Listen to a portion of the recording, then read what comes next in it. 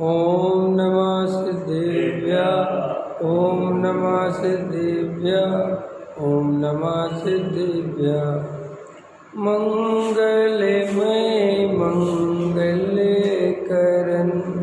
वीतराग विज्ञान नमो तारे अरहंत करे मंगल करे हो ग्रंथ करन के काज जाते मिले समाज सब पावे निज पदराज सेवे उपाय करते कारण मंगल रो विघ्न विनाश सुख करन नमो शुद्ध शिव संतप्त मानस शांत हो जिनके गुणों के गान में वे वर्धमान महान जिन विजय हमारे ज्ञान। मोक्ष मार्ग प्रकाशक 9वां अधिकार सम्यक की विभिन्न लक्षणों में समन्वय। पृष्ठ क्रमांक 325। देखो, अथवा जिसके तत्वार्थ श्रद्धान हो उसके सच्चे अरहंतादिक के स्वरूप का श्रद्धान होता ही होता है। तत्वार्थ श्रद्धान बिना पक्ष से अरहंतादिक का श्रद्धान करे परंतु यथावत स्वरूप की पहचान सहित श्रद्धान नहीं होता, तथा जिसके सच्चे अरहंतादिक का स्वरूप पहचानने से जीव अजीव आश्रव आदिक की पहचान होती है। ठीक है कि नहीं? अब अरहंतादिक का पक्ष तो आ गया है ना। क्यों पक्ष क्यों आ गया कि भाई जैन कुल में जन्म लिया तो जैन कुल में जन्म लेने से मैं जैनी हूँ और हमारे यहाँ महावीर आदि वीतरागी जिनेंद्र देव की पूजा भक्ति होती है, तो कुछ तो कुल से कुछ परंपरा से ये पक्ष बना लेते हैं और जिनेंद्र देव की पूजा पाठ भक्ति करते हैं, लेकिन सच्चा स्वरूप नहीं समझते। जैसे ये बात अभी भी आप गहराई से देखोगे तो मैं तो कितने सारे लोगों को जानता हूँ जो नियम से पूजा पाठ प्रक्षाल भक्ति सब करते हैं, प्रथमान योग आदि स्वाध्याय भी पढ़ते हैं, कहानियाँ भी पढ़ते हैं, कर्णानियों भी पढ़ते हैं, लेकिन फिर भी द्रव्यान योग का यथार्थ अभ्यास के बिना सच्चा वस्तु स्वरूप भाषित नहीं होता। ठीक है कि नहीं? इसलिए जिन जीवों को पक्ष से अनंत आदिक का स्वरूप भाषित हो जाए तो भी आत्मा का स्वरूप भाषित जो है वो तो सब स्वाध्याय करे वस्तु स्वरूप समझे तभी होता है। इसलिए यहाँ टोडामल जी साहब कह रहे हैं कि यथावत स्वरूप की पहचान से श्रद्धा नहीं होता, क्योंकि धर्म जो है वो परंपरा नहीं है। धर्म में आपको जो महावीर भगवान ने आत्मानुभव किया है, जो उनको केवल ज्ञान की प्राप्ति हुई है, उनको जो वीतरागता प्रकट हुई है, हमारे लिए अपने पुरुषार्थ से होगी। महावीर की वीतरागता हमारे कोई काम की नहीं है। भगवान महावीर का केवल ज्ञान हमारे कोई काम का नहीं है। इसलिए धर्म परंपरा नहीं बनता। अगर आप मुझे सम्यक दर्शन है और आपको सम्यक दर्शन लेना है तो मेरा सम्यक दर्शन आपके कोई काम नहीं आएगा। जो विज्ञान होता है वो परंपरा बनता है। परंपरा माने जैसे आइंस्टीन ने जो खोज कर दी, अब वो खोज हमेशा के लिए हो गई, अब उसके आगे की खोज होगी, लेकिन आइंस्टीन वाली खोज अब कोई नहीं करेगा। लेकिन वो इसलिए विज्ञान जो परंपरा बनता, मोबाइल बन गया बात खत्म हो गई, अब इसके आगे और क्या बन सकता है, विज्ञान इसकी तरफ जाएगा। तो विज्ञान बनता है परंपरा, धर्म परंपरा नहीं है। बाप ने जो धर्म प्राप्त कर लिया तो बेटा सोचेगा कि मेरे पिताजी ने सम्यक दर्शन ले लिया तो अब मुझे सम्यक दर्शन से क्या लेना देना। नहीं, तुम्हें भी सम्यक दर्शन प्राप्त करना पड़ेगा, आत्मा का अनुभव करना पड़ेगा। पिताजी के सम्यक दर्शन से तुम्हें कोई फायदा होने वाला। ऐसे ही हम जो पूजा पाठ भक्ति करते हैं, ये तो अपन परंपरा से करते हैं। परंपरा से माने इसमें हमारा खुद का कुछ नहीं है। जैसे ऊपर वालों ने पूजा पद्धति बना दी, अष्ट द्रव्य जड़। अच्छा, द्रव्य अष्टी क्यों होते हैं? 9 होते, 10 होते, 11 होते, 12 होते, यानी अब जो परंपरा बन गई अष्ट द्रव्य की है तो चल रही है। तो ये क्रिया कांड तो तुम्हारा परंपरा से चल जाता है, पंथ संप्रदाय तो परंपरा से चल जाता है, लेकिन धर्म कभी परंपरा से नहीं चलता। धर्म तो व्यक्तिगत स्वयं के अनुभव से चलता है, और सबका अनुभव अलग अलग है, सबका अपना अपना धर्म है। मैं चाहूँ कि आपने जिस रीति से काम किया उसी रीति से नहीं, जो जिसकी जैसी योग्यता है। कोई जीव को स्वाध्याय आदि के माध्यम से गहरी तत्व विचार की इच्छा होती है, वहाँ गहरा तत्व विचार। कोई गंभीर प्रकृति का होता है, कोई चंचल प्रकृति का होता है, किसी का भक्ति में बहुत ज़्यादा मन लगता है। तो श्री गुरु कहते हैं कि तुम दूसरों की कॉपी मत करो। यदि तुम भक्ति में डूब के आत्मानुभव कर सकते हो तो भक्ति ही सही। समझ में? बत्तु सहावो धम्मो, वस्तु का स्वभाव धर्म है। तो पहले तो अपने अपने स्वभाव को पहचानो। समझ में? कि मेरा नेचर कैसा है। एक तो होता है त्रिकाली नेचर, और एक होता है पर्यायगत नेचर। हम सबका भी, देखो हम सब आत्मा है कि नहीं, लेकिन हम सबका नेचर अलग अलग है कि नहीं? आपका नेचर अलग है, मेरा नेचर अलग है। मुझे भक्ति में आनंद आता है, आपको नहीं आता। मुझे स्वाध्याय में बहुत आनंद आता है, आपको नहीं आता। ऐसा हो सकता है कि नहीं? तो श्री गुरु कहते हैं अगर तुम्हें स्वाध्याय में बहुत आनंद नहीं आ रहा हो और बहुत ज़बरदस्ती करना पड़ रहा हो, और भक्ति में बहुत तो फिर भक्ति को ही माध्यम बनाओ। फिर तुम भक्ति ऐसी करो श्री गुरु की, ऐसी डूब के करो कि उसमें भी आत्मा में चले जाओ। समझ में आया? और किसी का भक्ति में मन नहीं लगता तो ज़बरदस्ती भक्ति करने की जरूरत नहीं है। तो स्वाध्याय में मन लगता है तो स्वाध्याय करो, लेकिन राग द्वेष मिटने चाहिए, कसाय मिटनी चाहिए। प्रयोजन तो ये है, ठीक है कि नहीं? तो इसलिए अपने को जो परंपरा वाला धर्म है वो वास्तविक धर्म नहीं है। पूजा पाठ भक्ति ये परंपरा से आप कर लेते हैं, लेकिन धर्म तो आत्मानुभव से होता है, और प्रत्येक जीव को अपना अपना अनुभव स्वयं करना पड़ता है। दूसरे का अनुभव हमारे काम नहीं आता। तो यहाँ कहते हैं कि पक्ष से अरंतादिक का श्रद्धान कर लेता है, लेकिन तत्वार्थ श्रद्धान के बिना उसे सच्चा श्रद्धान होता नहीं। तथा जिसके सच्चे अनंतादिक का स्वरूप पहचानने से जीव अजीव आश्रवादिक की पहचान होती है। अगर सही तत्वार्थ श्रद्धान करे, अनंतादिक का द्रव्य गुण पर्याय का पहचान करे, तो फिर उसके जीव अजीव आश्रवादिक की पहचान सच्ची होती है। इस प्रकार इनको परस्पर अविनाभावी जानकर कहीं अरहंतादिक के श्रद्धान को सम्यक्त कहा। अविनाभावी क्यों कहा? कि भैया जो जीव को तत्वार्थ श्रद्धान होगा उसे अरहंतादिक का श्रद्धान गारंटी से होगा।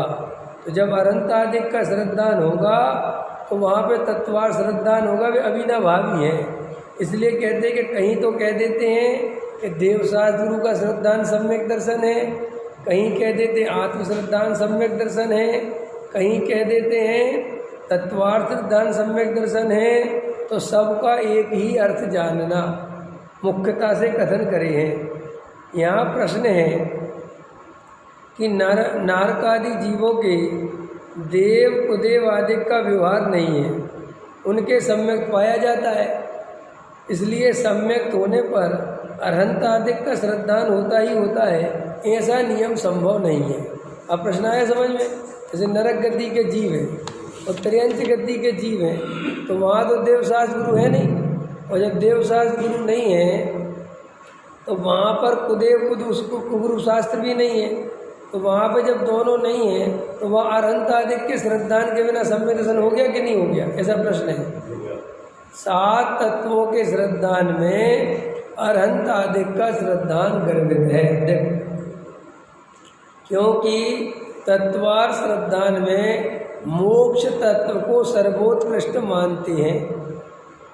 वह मोक्ष तत्व तो अरहंत सिद्ध का लक्षण है, ठीक है कि नहीं। और जो लक्षण को उत्कृष्ट माने वह उसके लक्ष्य को उत्कृष्ट माने ही माने, इसलिए उनको भी सर्वोत्कृष्ट माना और को नहीं माना। वही देव का श्रद्धान हुआ, वही देव का श्रद्धान हो गया। तथा मोक्ष के कारण संवर निजरा है, इसलिए इनको भी उत्कृष्ट मानता है। और संवर निजरा धारक मुख्यतः मुनि है, इसलिए मुनि को उत्तम माना, औरों को नहीं माना। वहीं गुरु का श्रद्धान हुआ तथा रागादिक रहित भाव का नाम अहिंसा है, उसी को उपादेय मानते हैं, औरों को नहीं मानते। वही धर्म का श्रद्धान हुआ। इस प्रकार तत्व श्रद्धान में गर्भित अरहंत देव आदि का श्रद्धान होता है, अथवा जिस निमित्त से इसके तत्वार श्रद्धान होता है उस निमित्त से अरहंत देवादिक का भी श्रद्धान होता है। इसलिए सम्यक्त में देवादिक के श्रद्धान का नियम है। तो घटित कर दिया उनने। ये कोई भी जीव जब सम्यक दृष्टि होगा तो तत्वार श्रद्धान पूर्वक होगा। अब तत्वार श्रद्धान पूर्वक होगा तो जैसे नरक गति का नारकी है और उसे सम्यक दर्शन होगा तो कैसे होगा? उसे पूरब भाव की कोई देशना याद आएगी कि नहीं आएगी? है पूरब भाव की देशना आएगी तो उसमें अरहंत देव गुरु सब याद आ जाएंगे कि नहीं आ जाएंगे? वो व्यवहार तो नहीं कर सकता कुछ भी, क्योंकि नरक में पड़ा हुआ है। देवशास्त्र गुरु के पास तो जा नहीं सकता, लेकिन उसमें उसके गर्भित है देवशास्त्र गुरु का श्रद्धा। ऐसे ही उसने मोक्ष को सर्वोत्कृष्ट माना, तो मोक्ष जिनके हो गया उनको सर्वोत्कृष्ट माना होगा कि नहीं माना होगा? ये लिखा ना टोटल, इसलिए उनको सर्वोत्कृष्ट माना। तथा मोक्ष के कारण संवर निर्जरा है, इसलिए इनको भी उत्कृष्ट माना। और संवर निर्जरा किनके होता है? मुनिराजों के, तो मुनिराज को भी माना। और तथा रागादिक रहित भाव का नाम अहिंसा है, उसी को उपादेय माना, औरों को नहीं मानते। वही धर्म का श्रद्धान है। शास्त्र हो गए उसमें, क्योंकि शास्त्र आदि में जो वस्तु का स्वरूप बताया है उसी के आधार से श्रद्धान हुआ। इस प्रकार तत्व श्रद्धान में गर्भित अरहंत देवादिक का श्रद्धान होता है, अथवा जिस निमित्त से इसके तत्वार्थ श्रद्धान होता है। कि जिस निमित्त से माने कोई ना कोई निमित्त तो बनेगा ही। त्रियंच गति के जीव को सम्यक दर्शन होगा। अब जैसे शेर को सम्यक दर्शन हुआ तो कैसे होगा? 2 उपाय के वे मुनिराज आए, उनने समझाया, तो जब समझाया तो मुनिराज को श्रद्धान किया कि नहीं कि सही बता रहे हैं? भले वो बोल नहीं सकता, कह नहीं सकता, कुछ नहीं कर सकता वो। ऐसे ही मान के चलो, हाथी को सम्यक दर्शन हो गया, बंदर को सम्यक दर्शन हो गया, तो कैसे हो गया? कि भाई पूरा भाव का जाति स्मरण हो गया। तो जाति स्मरण में क्या आया? कि मैं पूरा भाव में राजा था और वहाँ मैंने धर्म की प्रार्थना करी, जिसके फलस्वरूप मैं बंदर की पर्याय में आ गया। तो वहाँ पे फिर और याद आया कि वहाँ एक मुनिराज थे, उनने हमें ऐसा वस्तु का स्वरूप समझाया था। तो अब वो मुनिराज भी आ गए, देव भी आ गए, शास्त्री भी आ गए और सम्यक दर्शन हो गया। लेकिन अब बंदर मंदिर तो जाने नहीं लगेगा, हल में है कि नहीं आया? तो वो देव शास्त्र गुरु का श्रद्धान होता ही होता है। बाहर में वो मंदिर जाए नहीं जाए, क्रिया हो चाहे नहीं हो, उसमें क्या बात है? ठीक है। फिर प्रश्न है कि कितने ही जीव अरहंत आदि का श्रद्धान करते हैं, उनके गुण पहचानते हैं और उनके तत्वार्थ तत्व श्रद्धा रूप सम्यक्त नहीं होता। इसलिए जिसके सच्चा अरहंत आदि का श्रद्धान हो उसके तत्व श्रद्धान होता ही होता है, ऐसा नियम संभव नहीं है। अब शिष्य ने फिर दूसरा प्रश्न किया कि चलो आपने वहाँ तो घटित कर दिया, अब लेकिन ऐसे बहुत सारे जीव हैं द्रव्यलिंगी मुनिराज जैसे कि वे देव शास्त्र गुरु का श्रद्धान पूरा करते हैं, देव शास्त्र गुरु का स्वरूप भी जानते हैं, तो उन्हें संदर्शन क्यों नहीं होता? क्यों कि उनके तत्व श्रद्धान तो नहीं है। देखो क्या लिखा, तत्व श्रद्धान बिना अरहंत आदि के 46 आदि गुण जानता है। देखो वह पर्याय आश्रित गुण जानता है? कैसे जानता है? पर्याय आश्रित के अरहंत भगवान ऐसे होते हैं, परंतु भिन्न भिन्न जीव पुद्गल में जिस प्रकार संभव है उस प्रकार यथार्थ नहीं पहचानता। जिनेन्द्र देव का समोषण लगता है, जिनेन्द्र देव कमल के ऊपर ऐसे विराजमान होते हैं, उनका ऐसा परम औदारिक शरीर होता है, वह अष्ट प्रातिहार्य होते हैं, 10 जन्म के अतिशय होते हैं, उनको पसीना नहीं आता, उनको भूख नहीं होती, उनको प्यास नहीं होती। तो ये सब तो जड़ की क्रिया है, वो सब अरहंत की मानता है। समझ में आया कि नहीं आया? और ऐसे अरहंत का श्रद्धान करता है। ऐसे अरहंत का श्रद्धान कहाँ हुआ? देखो ये लिखा टोडामल जी ने, तत्वार्थ श्रद्धान के बिना अरहंत आदि के 46 आदि गुण जानता है, वह पर्याय आश्रित गुण जानता है। ठीक है, परंतु भिन्न भिन्न जीव पुद्गल में जिस प्रकार संभव है उस प्रकार यथार्थ नहीं पहचानता, इसलिए सच्चा श्रद्धान भी नहीं होता। क्योंकि जीव अजीव जाति पहचाने बिना अरहंत आदि के आत्माश्रित गुणों को व शरीर आश्रित गुणों को भिन्न भिन्न नहीं जानता।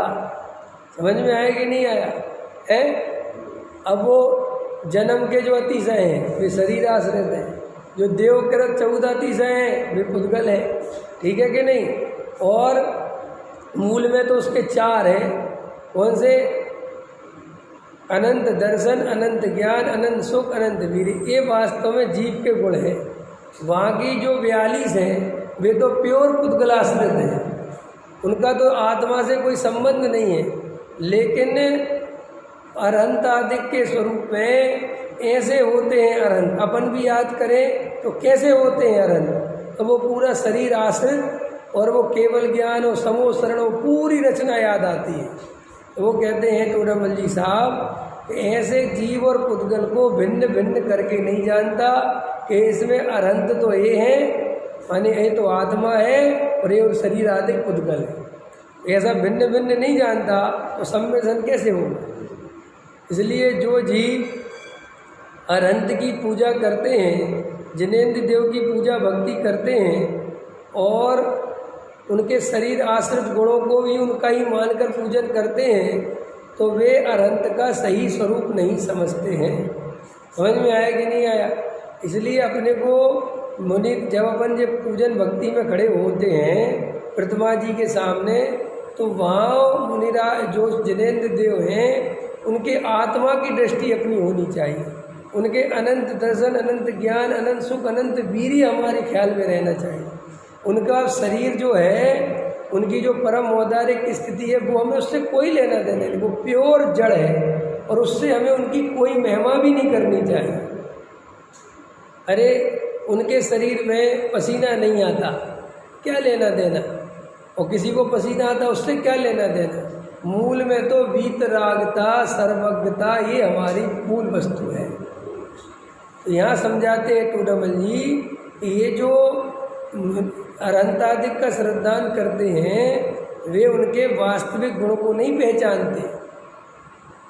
जो वास्तविक गुण हैं अनंत दर्शन, अनंत ज्ञान, अनंत सुख, अनंत वीर्य, उसको नहीं पहचानते और वो शरीर आश्रित सबको मिला के देखते हैं। देखो अब एक गाथा याद करी, जो जान दी अरहंतम धवत गुणत पज्जय तेहिम, सो जान दिया पाड़म मोह खलु जादितस्लयम। ये गाथा जिनागम की बहुत महत्वपूर्ण गाथाओं में से एक है। ये प्रवचन सार की गाथा है। इसमें आचार्य कुंद देव ने मोह के विलय की विधि बताई है, मोह का नाश कैसे हो सकता है। तो अब ये गाथा है, तो इसमें तो जो अरहंत को द्रव्य गुण पर्याय से जानता है उसके मोह का नाश होता है। तो आपका तत्वार श्रद्धान कहाँ है? शिष्य तो इस पर टिका हुआ है कि सम्यक दर्शन का लक्षण तत्वार श्रद्धान अकेला क्यों है, ये कह रहा हूँ। अब ये उनको टोडामल जी समझा रहे हैं कि मुझे पता है कि तू ये बात भी कह सकता है, तो इसका जवाब दे रहे हैं।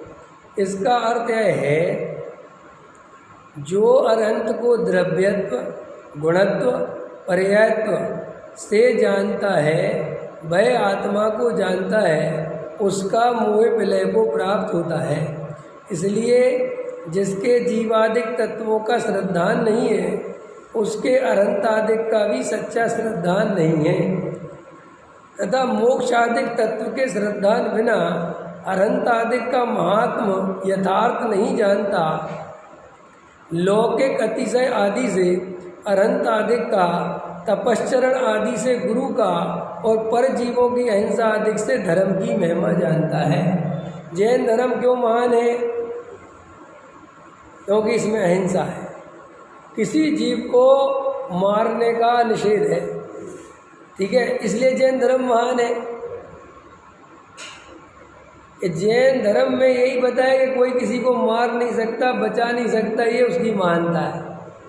तो व्यवहारी को तो इससे महिमा आती है। वो कहता है हमारे मुनिराज ऐसे होते हैं, नग्न दिगंबर होते हैं, 28 मूल गुण पालते हैं, अपने पास वस्त्र का धागा भी नहीं रखते, कोई परिग्रह नहीं रखते, एक बार भोजन करते हैं, सर्दी गर्मी बरसात हो सब सहते हैं, 22 परिसर सहते हैं, मच्छर भी काट रहा हो तो भगाते नहीं हैं, उपवास करते हैं, 8-8 दिन के उपवास करते हैं, महीने महीने भर के उपवास करते हैं, अटपटी प्रतिज्ञाएं लेते हैं, एक बार अल्पसन्य भोजन खड़े हैं और नीरस आहार लेते हैं।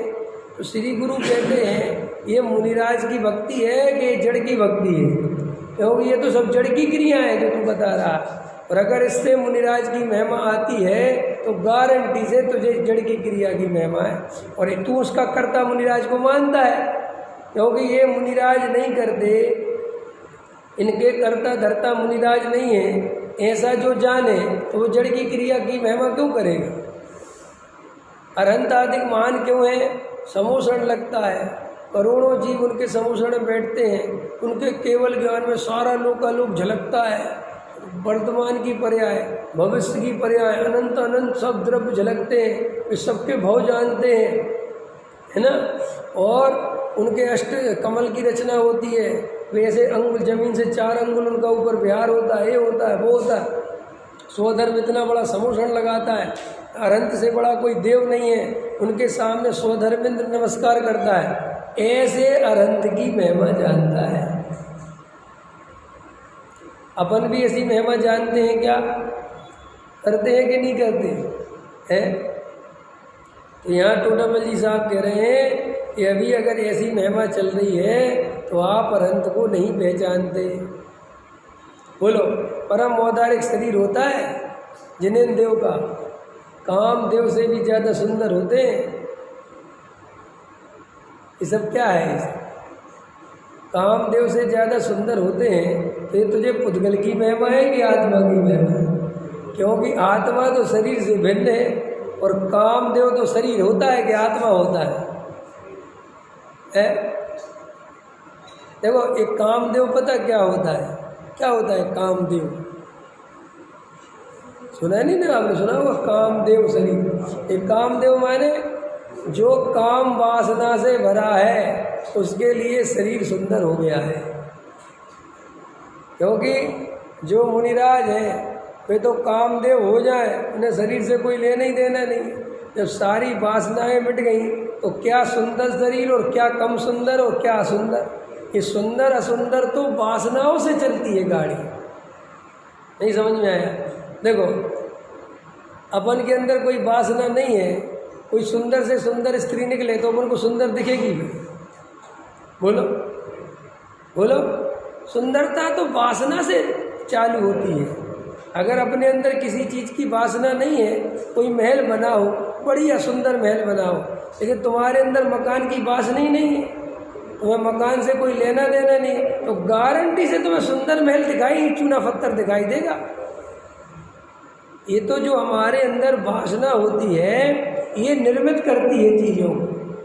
अगर हमारे अंदर वासना नहीं है तो हमें कोई भी चीज़ हमारे सामने आ जाए, मुनिराज के सामने सोना रख दे, कोई डायमंड रख दे, चाहे मुनिराज को कितना अच्छा लगेगा उसको देखने में, लगेगा?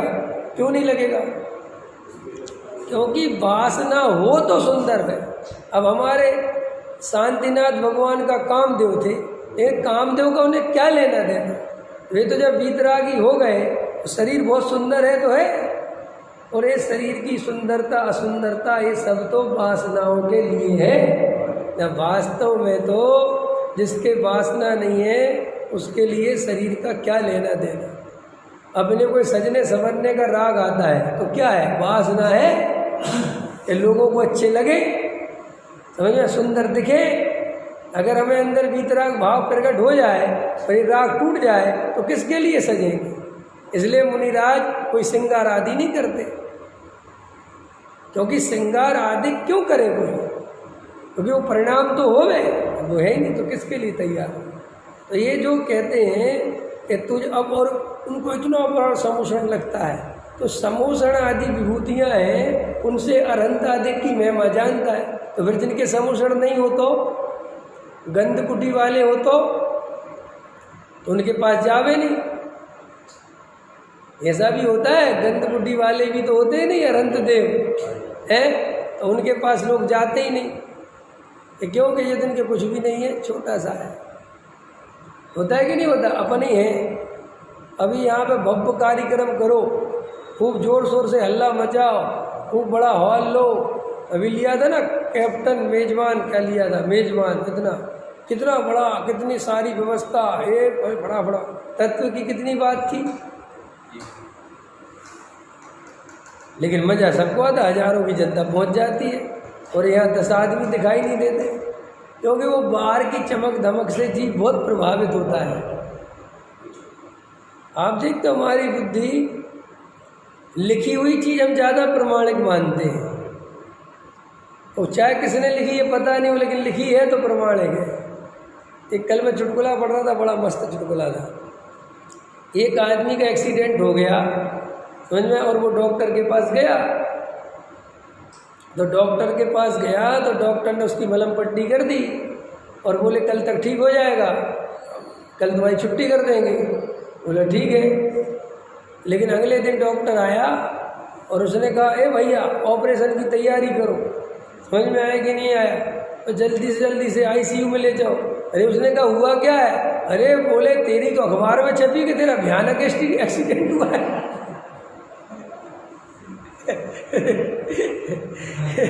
आया समझ, चुटकुला समझ में आया कि नहीं? कि तेरी खबर तो अखबार में छपी है कि तेरा भयानक एक्सीडेंट हुआ है, मैंने कल ध्यान ही नहीं दिया। और आज अखबार में देखा तो मुझे लगा मैं तो इसको ऐसे ही देख लिया, इसको तो आईसीयू की जरूरत है। बोले लिखे हुए पे बहुत विश्वास होता है हमारे लिए, लिखा है तो बस लिखा। कोई शास्त्र में लिखा अरे लिखा है तो क्या हुआ? कोई भी छपवा लो, कुछ भी छपवा लो, क्या होता है छपवाने से?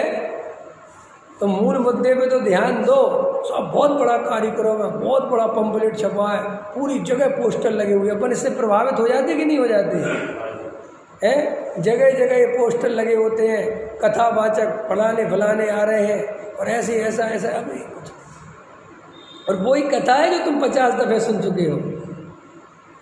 कोई कथा में नया कुछ होता ही नहीं। कथा में क्या नया होना है?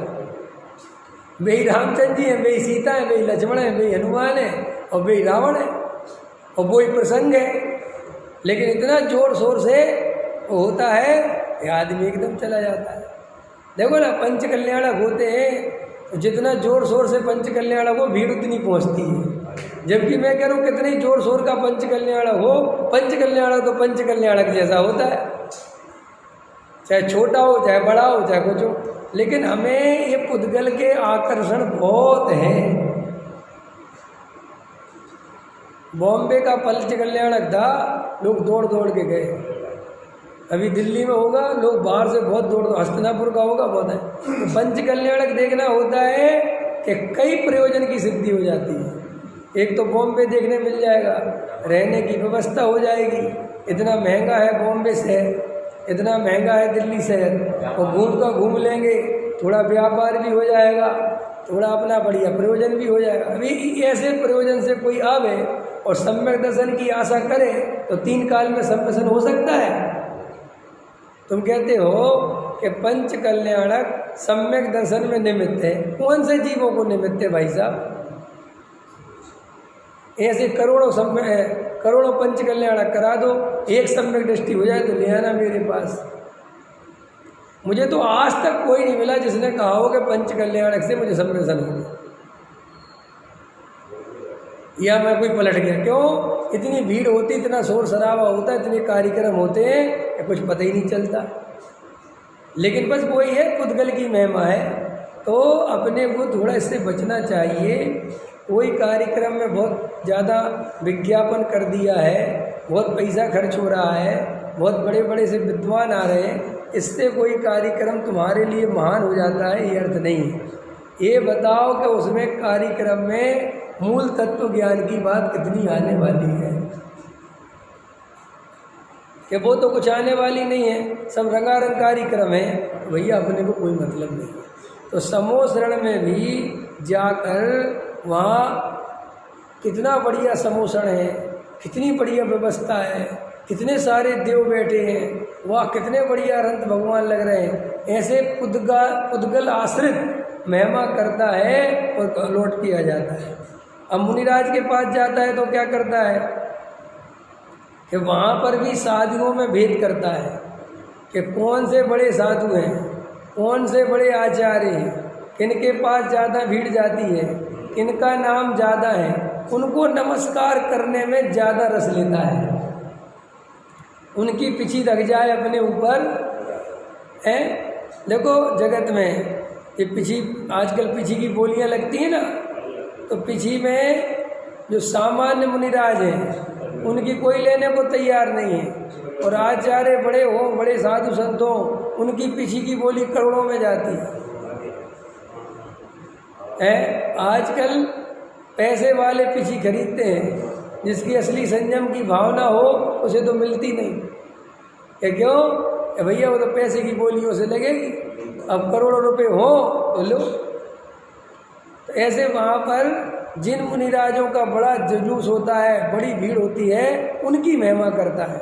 एक तो ये है। दूसरा, कोई कह दे कि इन मुनिराज ने उपवास करे हैं और ऐसे पतले हो गए, देखो कैसे हो गए, तो उनकी महिमा करता है। अरे 50 उपवास, अरे ऐसे करा, ऐसे करा, ऐसे करता है। यहाँ टोडामल जी कहते हैं कि अरहंत आदि की महिमा भी बाहर से जानता है और सच्चे मुनिराज आदि की भी महिमा बाहर से जानता है। और जैन धर्म को महान क्यों मानता है? क्योंकि ये अहिंसा वाला धर्म है, इसमें हिंसा के लिए कोई जगह नहीं है। सो यह सब पराश्रित भाव हैं, तथा आत्माश्रित भावों से अरहंत आदि के स्वरूप का श्रद्धान तत्व श्रद्धान होने पर ही जाना जाता है। इसलिए जिसके सच्चा अरहंत आदि का श्रद्धान हो उसके तत्व श्रद्धान होता ही होता है, ऐसा नियम जानना। अब देखो इसमें कितनी क्लियरिटी हो गई। जो लोग ऐसा मानते हैं कि हम सच्चे देव शास्त्र गुरु को मानते हैं, हम गुरु को देव को शास्त्र को नहीं मानते, तो इसमें टोडामल जी साहब कह रहे हैं कि इन लोगों की भी परीक्षा करके देखो, तो ये लोग भी सच्चे देव शास्त्र गुरु का स्वरूप नहीं मानते अपन। कि क्यों? कि सच्चे देव शास्त्र गुरु का स्वरूप जान ले तो तुरंत सम्यक दृष्टि हो जाए। अपन को भी ये बाहर से ही महिमा बनी रहती है। ऐसा नहीं है कि होता ही है। जैसे अभी मैं क्या है भाव भगवान के सामने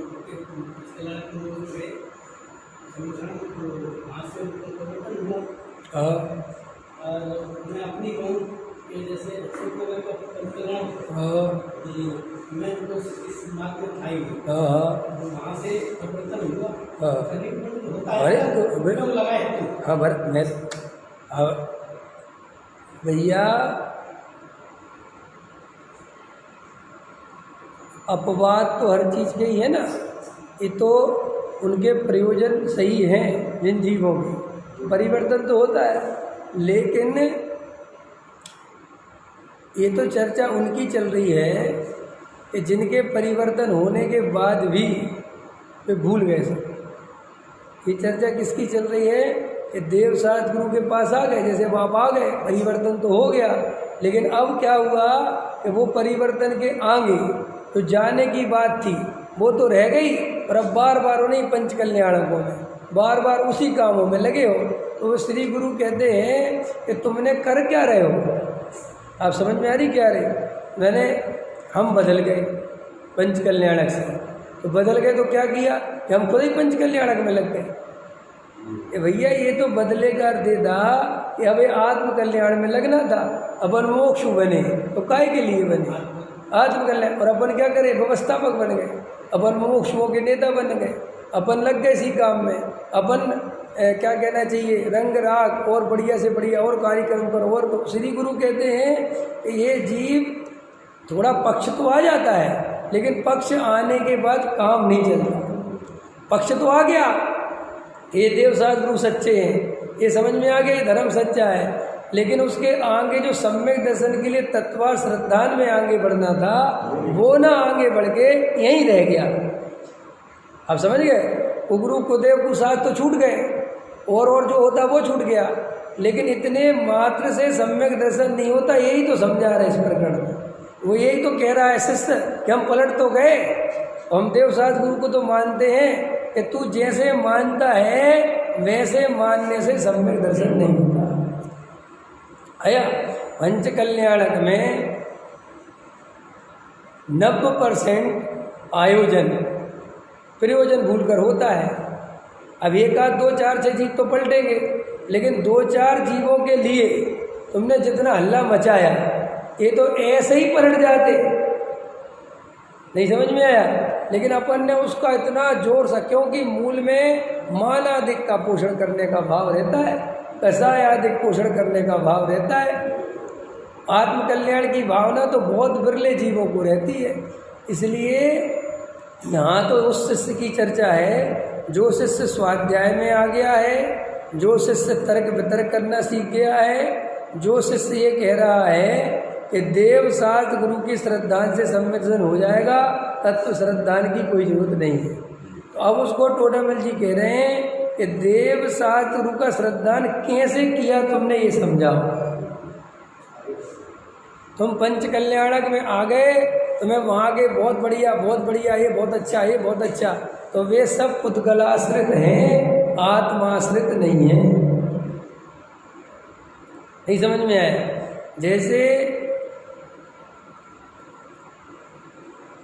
महावीर के समोषण में इंद्रभूति गौतम आए, ठीक है कि नहीं, और मान स्तंभ के सामने खड़े हुए और सम्यक दर्शन की प्राप्ति हो गई।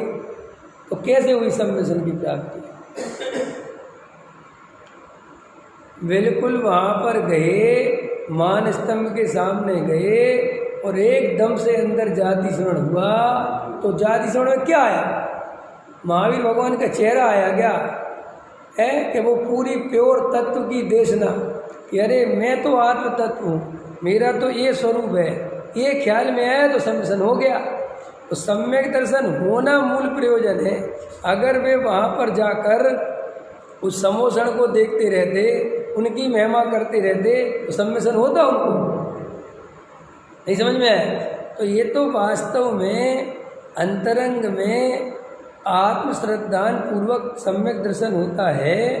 तो अरहंत आदि की पूजन भक्ति में जो जीव बाहर में ही उनकी भक्ति करते हैं, वो कुगुरु को देख के शास्त्र के पास जाते नहीं, तो वो क्या समझते हैं कि हम तो सच्चे देव शास्त्र गुरु के श्रद्धानी हैं, क्योंकि हम कुगुरु को देव को शास्त्र के पास नहीं जाते।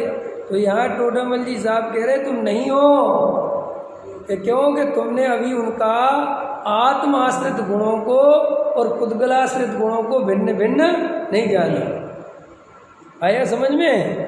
और वो भिन्न भिन्न नहीं जाना तो अनंत को द्रव्य से, गुण से, पर्याय से नहीं पहचाना।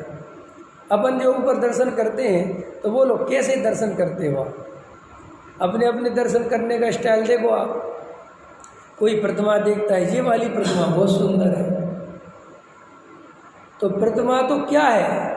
अपने आप में ही जड़ है, पहली बात। और दूसरी बात, अगर वो शरीर भी है तो वो तो शरीर है, वो तो सुंदरता किसकी है? शरीर की है। हमें तो उसके अंदर जो वीतरागता है, हमारा लक्ष्य तो क्या है कि जैसे जिनेंद्र देव आपको इस संसार से राग द्वेष नहीं है, ऐसे ही आपके दर्शन मात्र से मुझे भी ये राग द्वेष ना होवे, राग द्वेष मिट जाए, कसाय मिट जाए, इतना ही प्रयोजन है प्रतिमा जी के सामने खड़े होने। आया समझ में? और ये प्रतिमा बहुत अच्छी लगती है, ये थोड़ी मुस्कुराती है, ये हंसती हुई है, इसको देख के मेरे बड़े भाव बनते हैं। कौन से भाव बनते हैं? क्या भाव बनते हैं? ऐसे भगवानों में भेद करते रहते कि नहीं अज्ञानी जीव? किसी को बड़ी प्रतिमा, किसी को छोटी प्रतिमा, किसी को एकदम स्फटिक की प्रतिमा, किसी को एकदम मार्बल वाली एकदम चमचमाती प्रतिमा। तो ये श्री गुरु कहते हैं काय की महिमा करने में लगा है।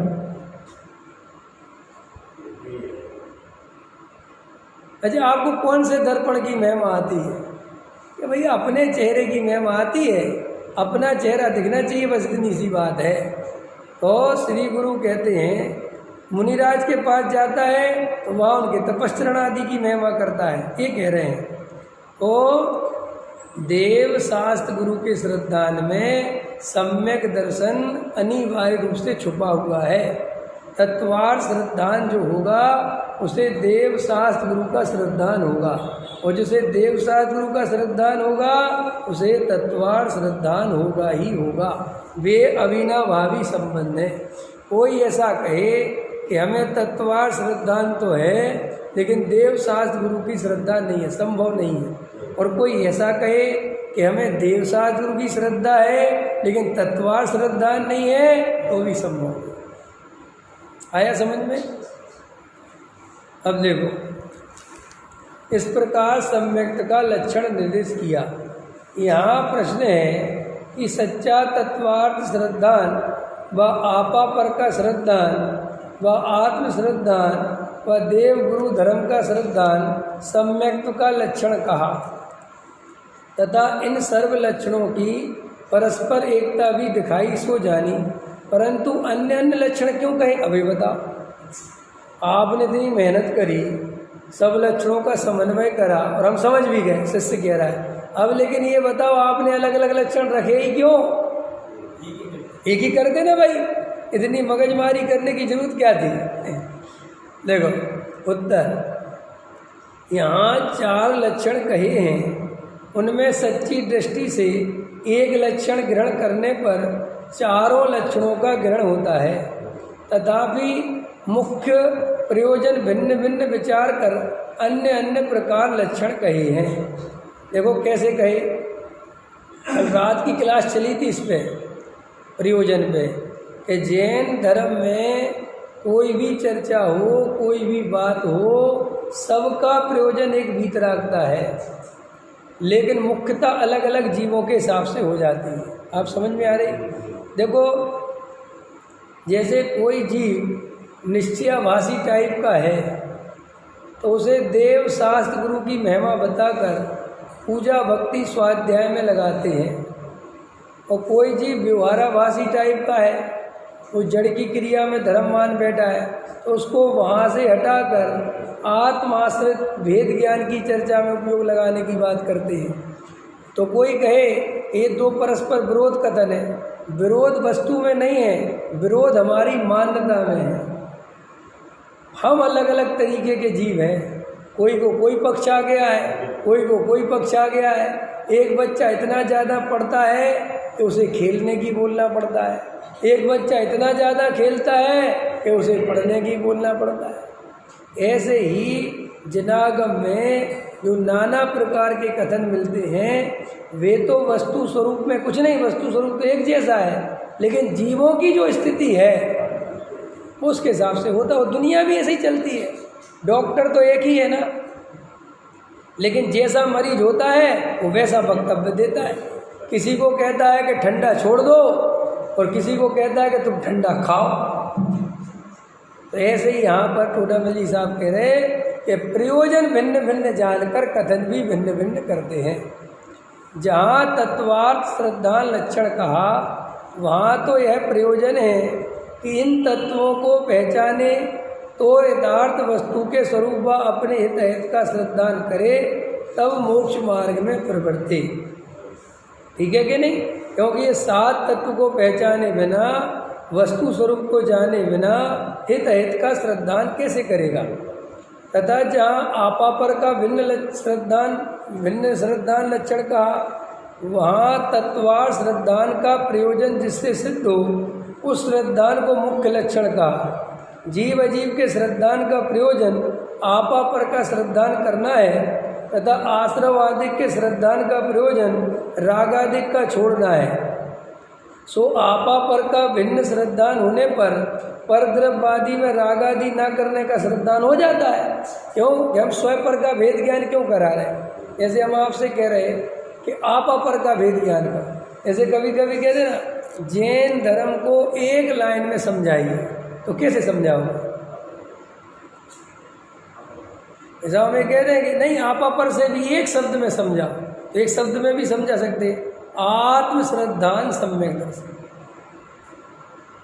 लेकिन कोई भी दुनिया का आदमी एक कहने से आत्मश्रद्धा नहीं करता। नहीं आया समझ में? कि क्यों? कि आप कहोगे आपने एक लाइन में दे, तो हमने आपको शॉर्ट में बोल दिया, लेकिन अब तुम्हारे मन में तुरंत प्रश्न आएगा कि ये आत्मश्रद्धान करना क्यों है? तो हम कहेंगे सुखी होने के लिए, तो संबंध जरा मोक्ष आ गए। अब चालू हो गई ना कहानी, आगे बढ़ गई कि नहीं बढ़ गई? फिर आप कहोगे कि आत्मश्रद्धान करने से क्या होता है? तो जो दुख होता है ना तुम्हें कसाय का, राग देश का, ये मिट जाएगा। तो देखो आश्रव आ गया, बंध आ गया। फिर आत्मश्रद्धान करना है तो आत्मा कौन है?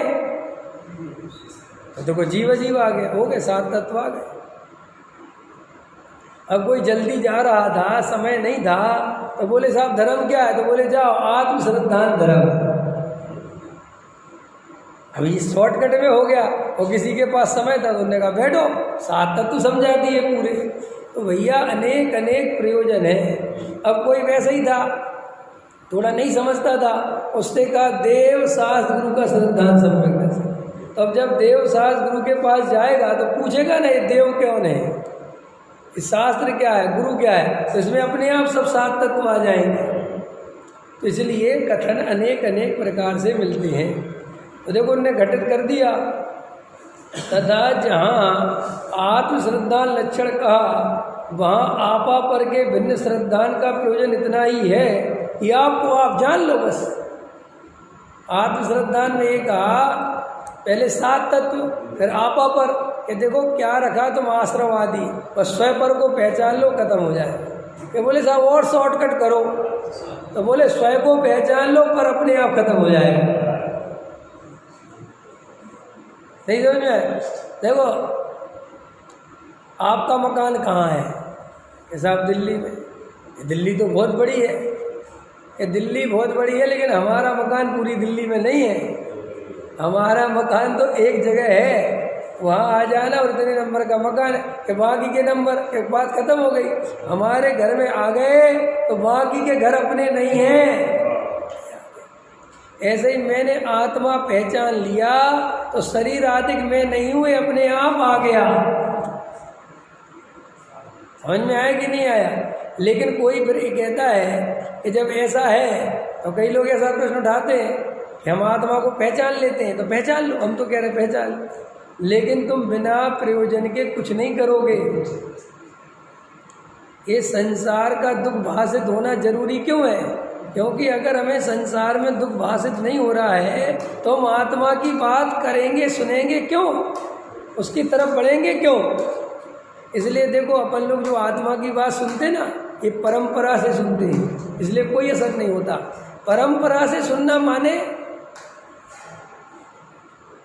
ये परंपरा से सुनने का मतलब क्या है?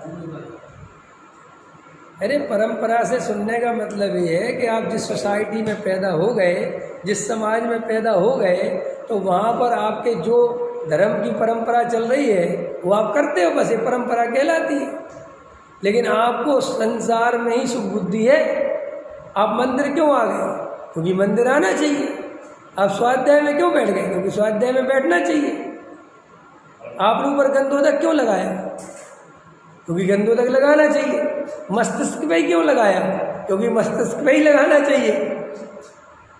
आपने समय प्रक्षाल क्यों किया? क्योंकि एक जैनी का कर्तव्य उसे प्रक्षाल करना चाहिए।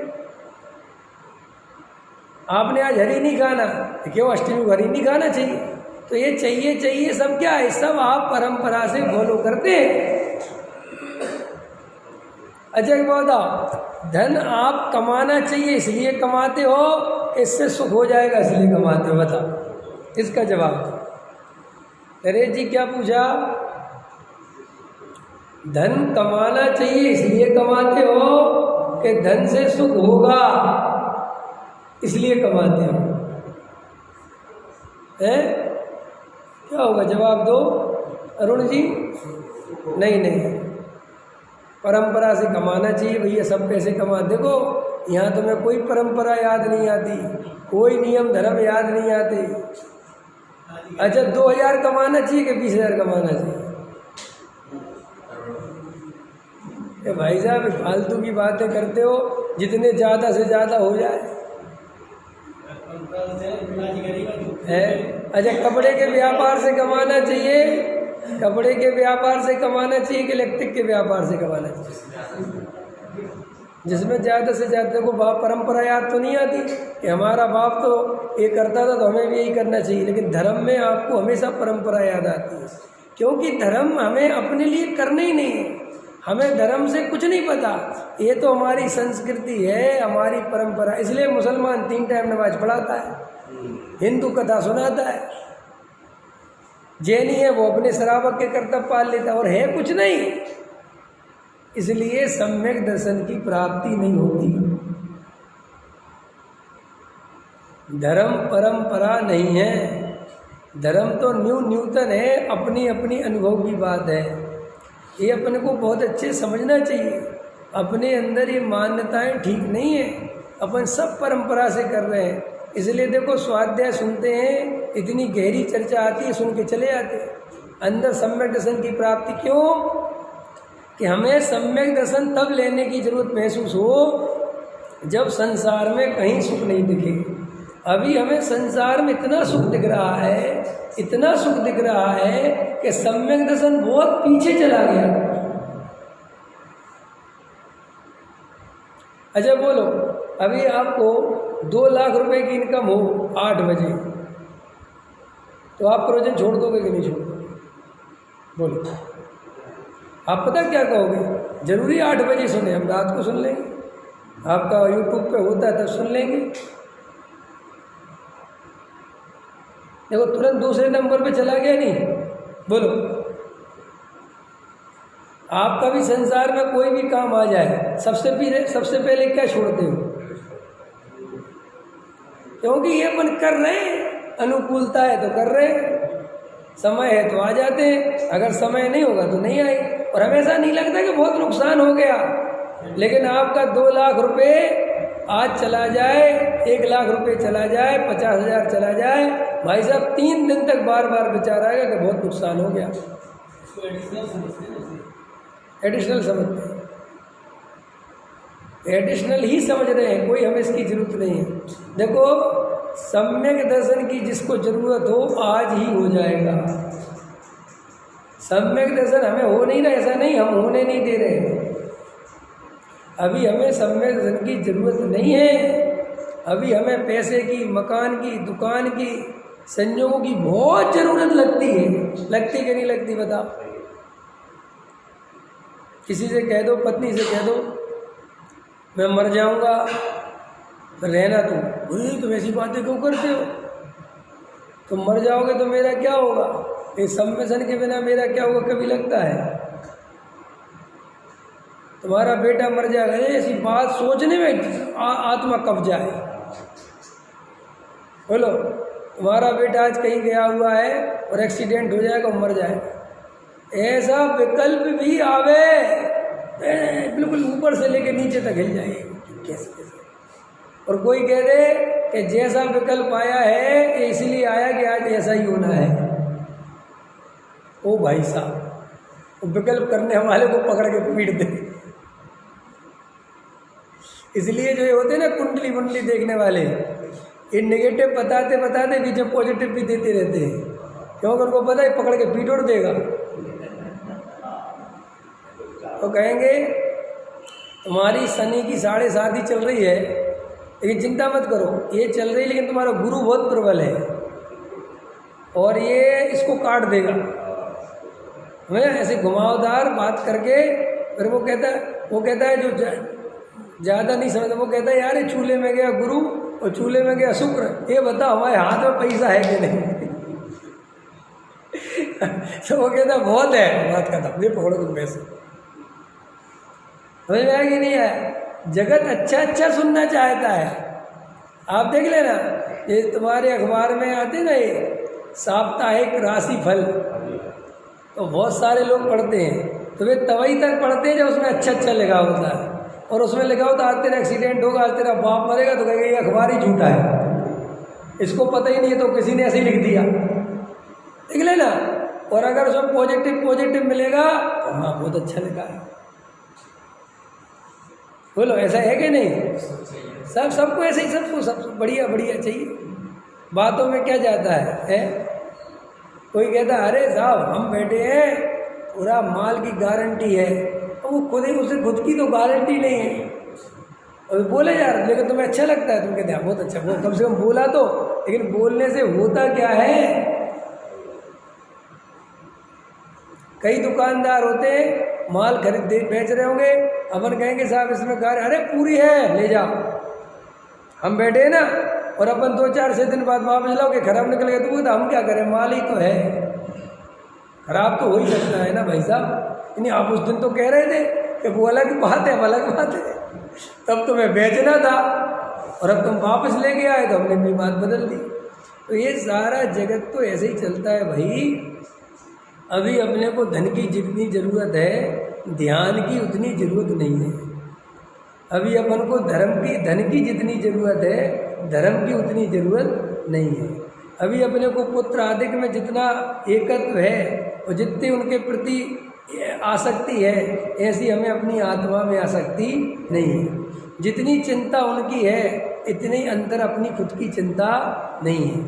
देखो बेटे का क्या होगा, मेरे बेटे का क्या होगा, मेरे बेटी का क्या होगा, मेरे पति का क्या होगा, कभी ऐसा विचार नहीं आता कि मेरा क्या होगा। सब संयोगों की एकत्व बुद्धि का लक्षण है, सब मोह है। देखो जिन्हें अपनी आत्मा की याद नहीं आती वे प्योर मिथ्या दृष्टि जानना, वे सम्यक सन्मुख नहीं है, प्योर मिथ्या दृष्टि है। कि स्वाध्याय में आ गए तब तो सम्यक सन्मुख बिल्कुल नहीं, यहाँ तो आना परंपरा है। समझ में आए कि नहीं आए? अब देखो बहुत सारे लोग प्रवचन में नहीं बैठते कि नहीं बैठते, क्यों? और अभी किसी बाहर से पंडित जी को बुला दो तो बैठ जाएगा, तो उनको वो वाले पंडित जी का सुनना माने हमारे प्रति कोई कसाय भाव है, तो सत्य से कोई लेना देना नहीं है, कसाय भाव से पीड़ित है। और वो दूसरे पंडित जी आ जाएं तो वे क्या सुना रहे क्या नहीं सुना रहे सुन के चले जाएंगे। मैं कितने लोगों को देखता हूँ, चाहे जिसका सुनते रहते हैं, चाहे जो सुनते रहते हैं, और उन्हें कोई फर्क नहीं पड़ता, क्योंकि उन्हें सुनना ही है बस। उन्हें क्या सुनने में आया इससे कोई लेना देना नहीं, क्योंकि सुनने में ही धर्म बुद्धि होगी। और दूसरी बात, उसके प्रवचन में नहीं बैठना है जो उनकी टांग खींचे, जो उनकी कसाय को दिखा दे उसके, क्योंकि उससे सच्चाई का पता चलता है। अभी देखो ये बात कितनी अच्छी लगे कि आप लोग सब भव्य जीव हो, क्योंकि आप स्वाध्याय में बैठते हो, बहुत बढ़िया, आपको अच्छा लगता है। और मैं कहूँ कुछ नहीं होता इन सब चीज़ों से, तो आपको तकलीफ होती है, क्योंकि एक तो अपनी मेहनत बेकार जाती है, और थोड़ी बहुत शांति से अपन जी रहे थे कि अपन धर्मात्मा हैं, उसकी दीवार गिर जाती है। लेकिन भैया ये दीवार गिरवाओ नहीं गिरवाओ, महासंसार चार गति में चले जाएंगे अगर आत्मश्रद्धा सच्चा नहीं किया तो। इसका विचार गहराई से करना।